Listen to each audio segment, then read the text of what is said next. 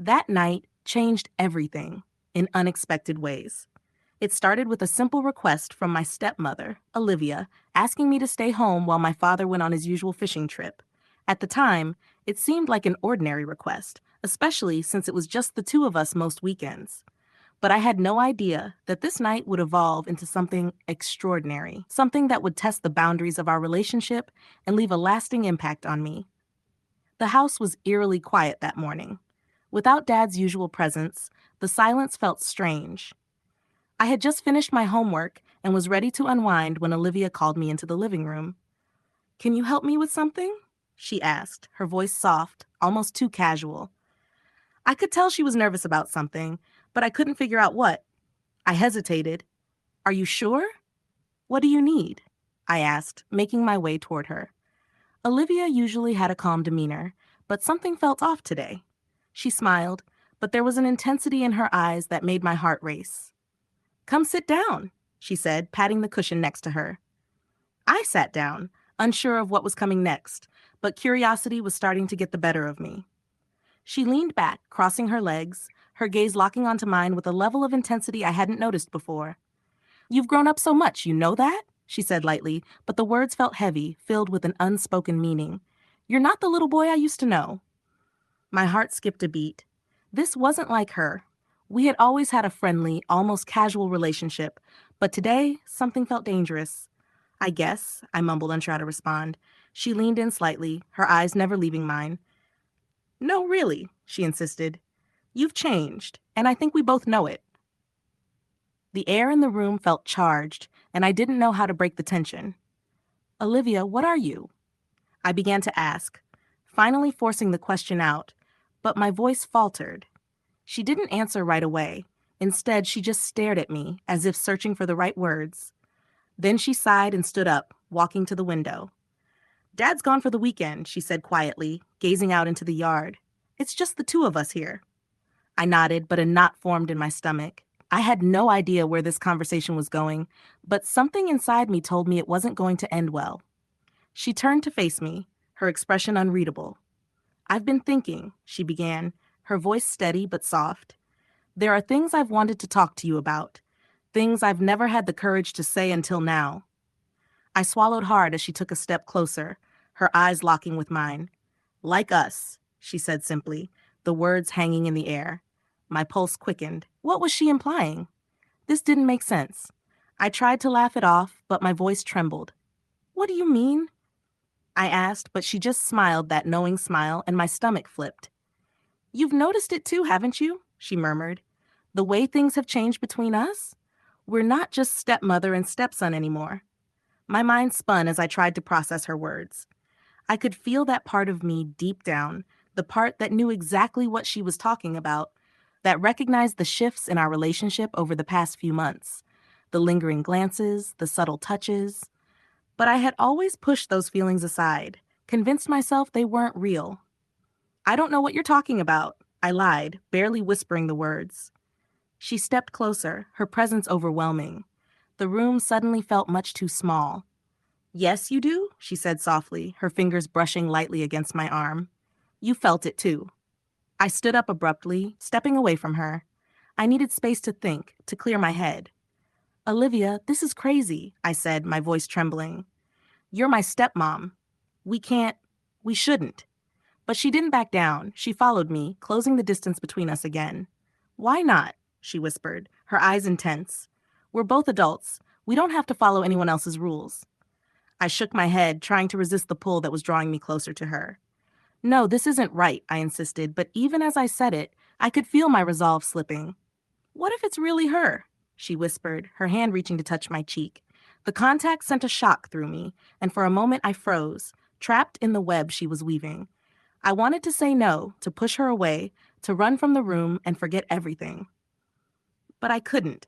Something kept me rooted to the spot, and I hated myself for it. The tension in the house grew unbearable. Every time I saw Olivia, the weight of what was left unsaid pressed down on me. I didn't know how to confront it, didn't know how to stop the slow, inevitable pull towards something dangerous. The days blurred together. Every interaction between us felt loaded, like we were walking on a razor's edge. I tried to keep my distance, avoiding being alone with her as much as possible, but it wasn't easy.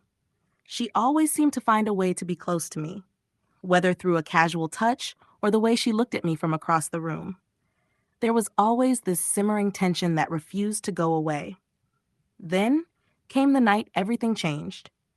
Dad was working late, and I was hiding out in my room, hoping that if I avoided Olivia long enough, things would go back to normal. But deep down, I knew that wasn't going to happen.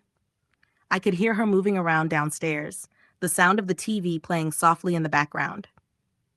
The clock ticked loudly on my wall, each second dragging on, making it harder to ignore the reality of the situation. I considered calling a friend, inventing some excuse to leave the house, but something kept me from picking up the phone. Instead, I found myself standing outside my room, listening to the silence that had settled over the house. It was too quiet, too still. That's when I made a decision that would change everything. I walked downstairs, each step heavier than the last. Olivia was sitting on the couch with a glass of wine in her hand, her gaze distant as she stared at the TV. She didn't notice me at first. Maybe she did, but pretended not to. I stood at the bottom of the stairs, unsure of what to do or say. Then she looked up, her eyes meeting mine. I knew there was no turning back. "You couldn't sleep?" she asked softly, her voice casual, but there was something in the way she spoke that made my heart race. "Yeah," I mumbled, not trusting myself to say anything more. I walked over to the couch and sat down, leaving as much space between us as I could. But even with the distance, the tension between us was palpable. We sat in silence for a few moments, the only sound the quiet hum of the TV. I could feel her eyes on me, watching me in a way that made my skin tingle. I didn't know what to do, how to break the silence without making things worse. Before I could say anything, she spoke again, her voice barely above a whisper. "I've been thinking about us," she said softly. My heart skipped a beat. "Olivia, she cut me off. "Why are we pretending? Why not confront this directly? There's something between us, and we both know it." Her words hit me like a blow to the stomach. I wanted to deny it, to tell her she was wrong, to say we shouldn't pursue this. But deep down, I knew she was right. I no longer have the strength to engage in conflict. I have too much experience with the peculiar attraction between us, which has only intensified over time. I tried to dismiss it, convincing myself it was not real, but now, in his presence, I could no longer deny it. "I cannot do this," I said, though my voice lacked certainty. Despite voicing these words, I knew them to be false. I was deceiving her and myself. She leaned closer, her hand resting on the cushion that separated us. "We are not doing anything wrong," she murmured, her tone soft yet firm. "We are not hurting anyone." I shook my head, trying to clear the confusion clouding my mind, but I weakly insisted, "This is wrong." She reached out, placing her hand over mine. Her touch sent a wave of excitement through my body. "Who decides what is right or wrong?" she asked, her tone unwavering, her gaze locked on mine. I swallowed, my heart pounding in my chest. I wanted to pull away, to tell her to stop, but I couldn't. The intensity of the emotions I had long tried to suppress had ensnared me. "We don't have to follow the rules set by others," she murmured, her fingers tracing patterns on the back of my hand. "We can decide for ourselves what is right." I closed my eyes, trying to block out her words and the sensation of her touch, but it was futile. The walls I had built were crumbling, and I had no idea how to stop it. Before I could respond or summon the resolve to withdraw, she leaned in closer, her lips grazing my ear as she whispered, "Tell me you don't want this." Her words sent a shiver down my spine, and I hated how much my body reacted to her, how deeply I wanted to yield. I began to voice my objections, to tell her that this was wrong, that we couldn't do this, but no words came out. Instead, I found myself turning toward her, breath catching in my throat as our eyes met. The moment stretched on, the tension between us growing thicker with each passing second. Then, without thinking, without planning, I leaned in and kissed her. The kiss began gently, timidly, as though we were testing the waters, uncertain of the outcome. But it quickly deepened, the passion between us intensifying as we surrendered to the yearning that had been simmering for so long. My hands gripped her waist, pulling her closer as her fingers tangled in my hair. The world around us seemed to vanish, leaving only the two of us, lost in the heat of the moment. I knew what we were doing was wrong, that we were crossing an irreversible line, but I couldn't stop. A part of me didn't want to. As the kiss deepened, my mind was flooded with conflicting thoughts. I saw the danger. I understood that we were playing with fire. Yet a part of me was indifferent, a part that had wanted this for longer than I was willing to admit. When we finally pulled away, we were both breathing heavily, our faces mere inches apart. Her eyes were dark, filled with a depth of emotion I couldn't fully understand, and I realized that our relationship would never be the same again. "I've wanted this for so long," she whispered, her breath warm against my skin. "And I know you have too." I couldn't respond. The weight of the moment was too much for me to bear. I simply nodded, my heart racing as the magnitude of what we had just done settled over me.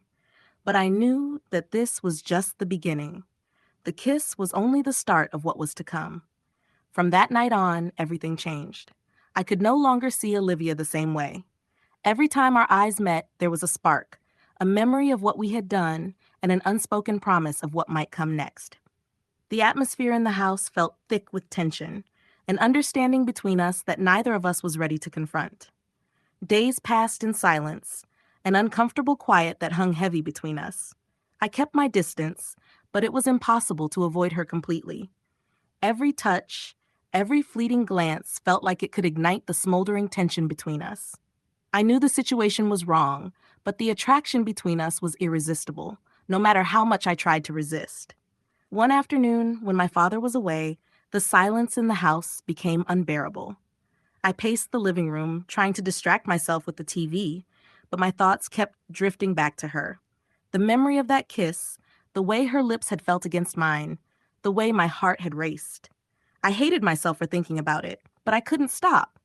Just as I thought I might lose my sanity, I heard her footsteps behind me. I turned to see Olivia standing in the doorway, her expression unreadable. For a moment, neither of us spoke. The tension was thick, the air heavy with everything left unsaid. "We need to talk," she said finally, her voice quiet, almost hesitant. I nodded, though I wasn't prepared for what was to come. My throat tightened as I took a seat opposite her. She sat down, her posture stiff, and I struggled to meet her gaze, unsure of how to begin or what to say to make things right. "I know it could have been different," she said, her hands clenched in her lap. "And I don't want you to feel uncomfortable. That's the last thing I want." I swallowed hard, my mouth dry. I admitted that I didn't know what I was feeling, my voice barely above a whisper. "This isn't normal, is it? We shouldn't feel like this." Olivia looked down at her hands, lost in thought. "I understand," she said softly, "but it's not something we can just ignore." I had no response for her. The truth was, I wasn't sure what to do, what path to take. Everything felt wrong, yet part of me didn't want it to stop. I couldn't explain why, but the emotions were undeniable. The silence between us deepened, and once again I felt that dangerous attraction pulling at me. Without thinking, I spoke the words that I couldn't take back. "I think about it too." Olivia's eyes met mine, and in that moment, I realized we had crossed a line, one we couldn't uncross.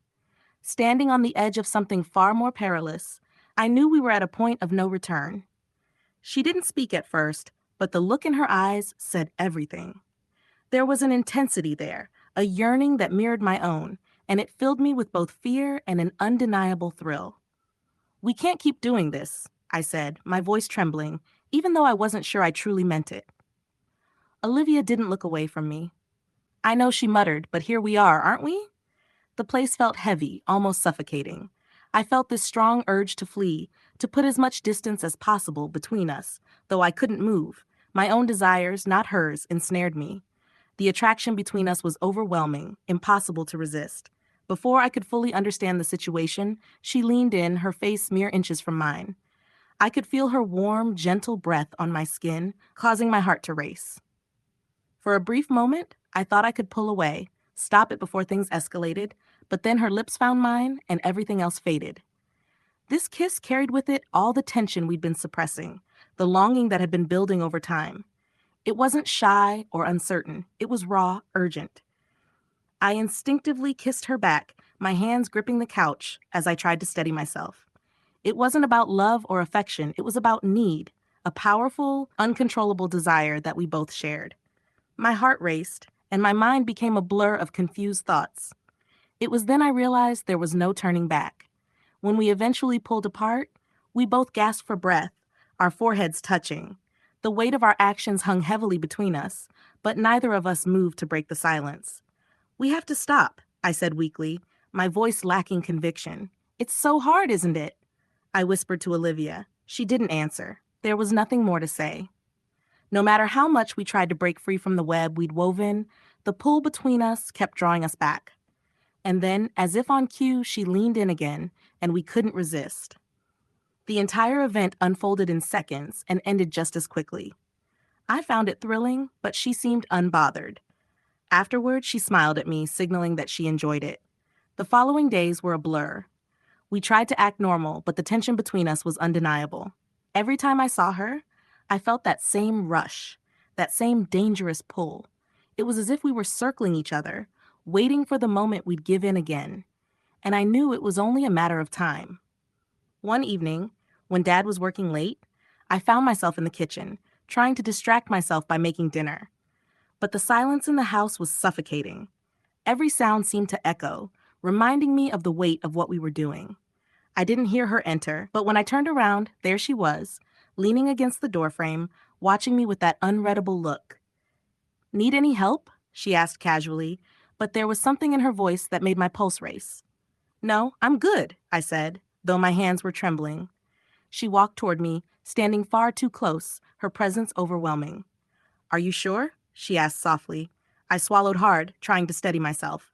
"Olivia, we can't," I began, but she cut me off. "We don't have to do anything," she said gently, her eyes locked on mine. "But I think we both know where this is going." Her words hung between us, heavy, and I wanted to argue.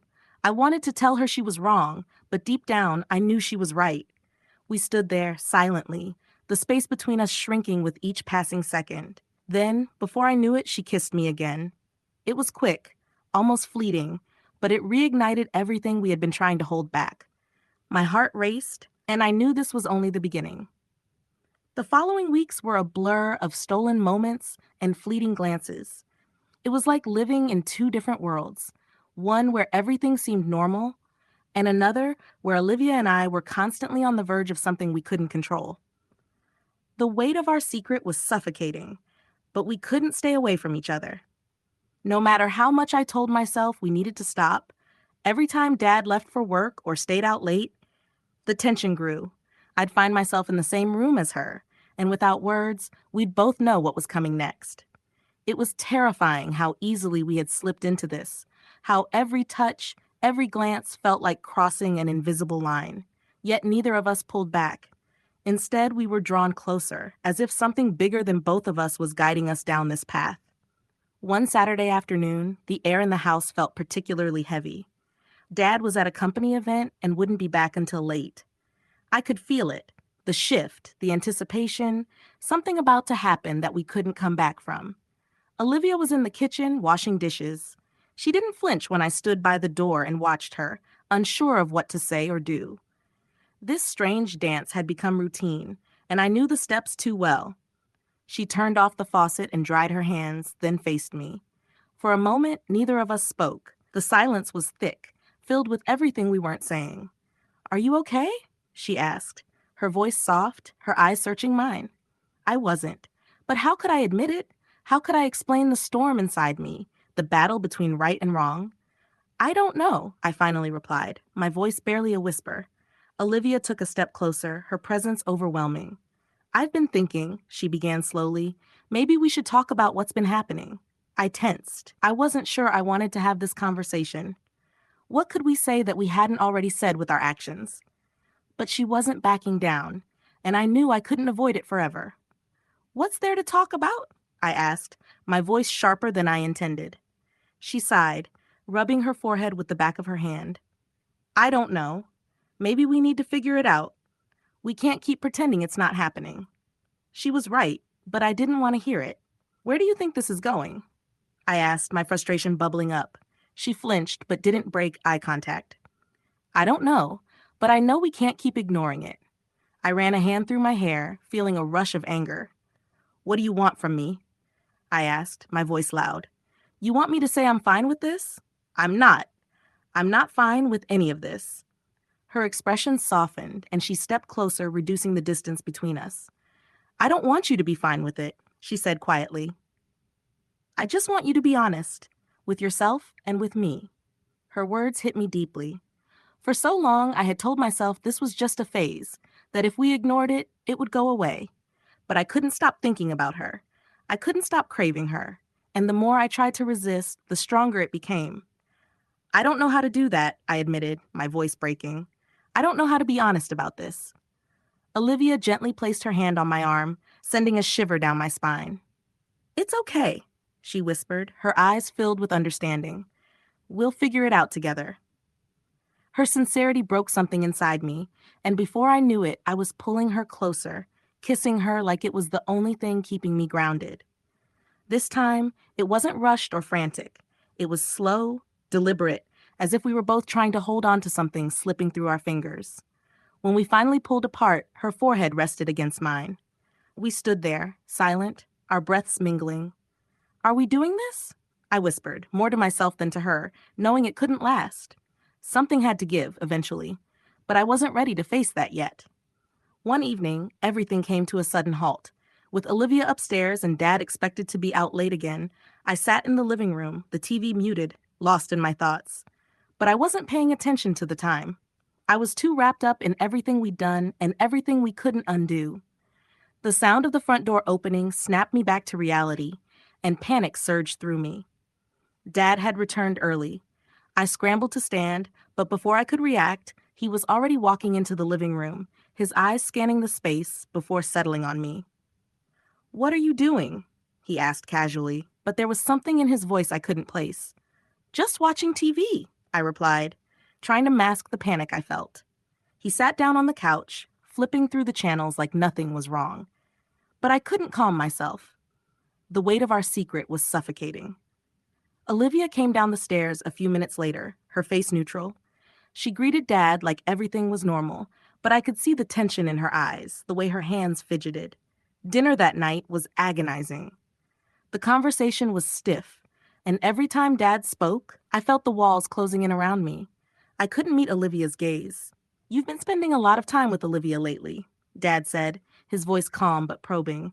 My heart stopped. I glanced at Olivia, whose face had gone pale, her eyes wide with terror. I guess, I stammered, trying to keep my voice steady. Dad's gaze lingered on me, and I felt the air shift. Is there anything you'd like to share with me?